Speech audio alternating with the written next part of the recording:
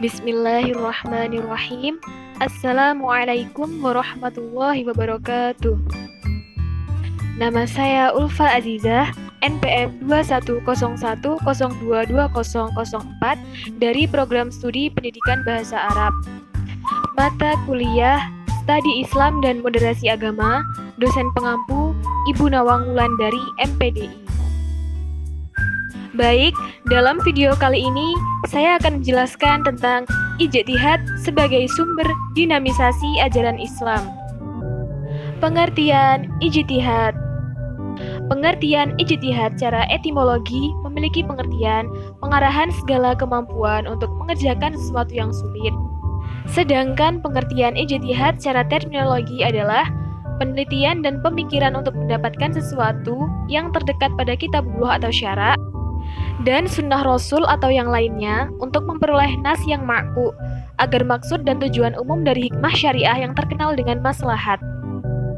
Menurut mayoritas ulama usul fiqih, pengertian ijtihad adalah pencurahan segenap kesanggupan seorang ahli fikih untuk mendapatkan pengertian tingkat dhonni terhadap hukum syariat. Dalil-dalil yang mendasari ijtihad.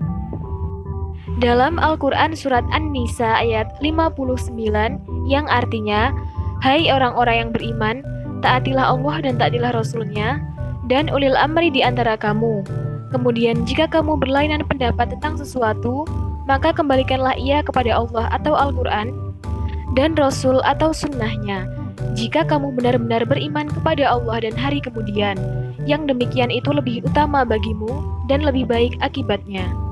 Maksud dari ayat tersebut ialah, maka jika kamu berselisih paham tentang sesuatu perkara, maka kembalikanlah kepada Allah dan Rasul. Selain itu, ayat yang menjadi dasar dalam berijtihad adalah dalam Quran Surat An-Nisa ayat 105 yang artinya, sesungguhnya kami telah menurunkan kitab kepadamu dengan membawa kebenaran, supaya kamu mengadili antara manusia dengan apa yang telah Allah wahyukan kepadamu, dan janganlah kamu menjadi penantang orang yang tidak bersalah karena membela orang-orang yang khianat. Fungsi ijtihad. Yang pertama, fungsi ijtihad ar-ruju' atau kembali, yaitu mengembalikan ajaran-ajaran Islam kepada Al-Quran dan Sunnah dari segala interpretasi yang kurang relevan. Kedua, fungsi ijtihad al-ihya atau kehidupan, yaitu menghidupkan kembali bagian-bagian dari nilai Islam agar semangat dan mampu menjawab tantangan zaman.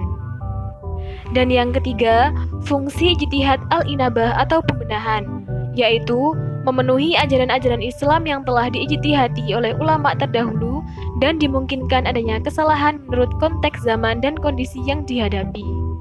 Syarat-syarat ijtihad. Dalam melakukan ijtihad, seseorang harus memenuhi syarat-syarat yang telah disepakati.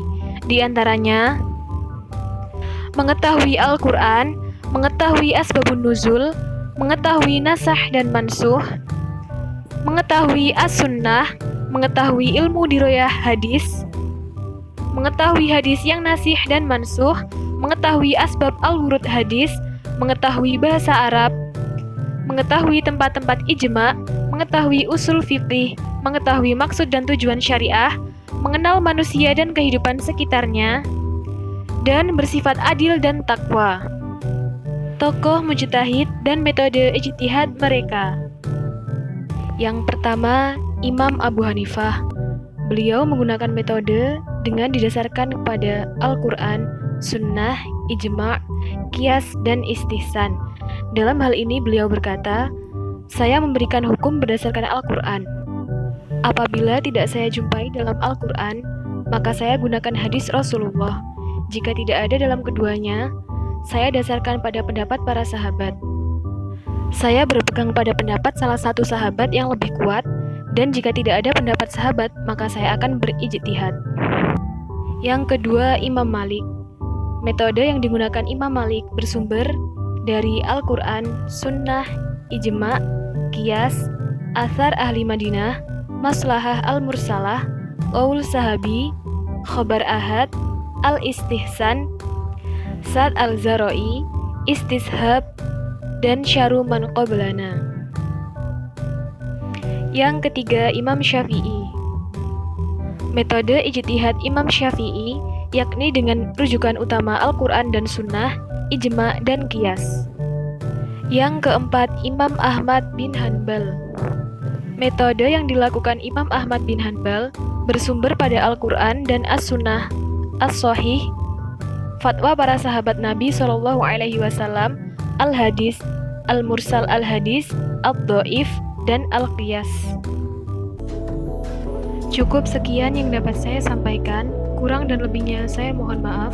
Wassalamualaikum warahmatullahi wabarakatuh.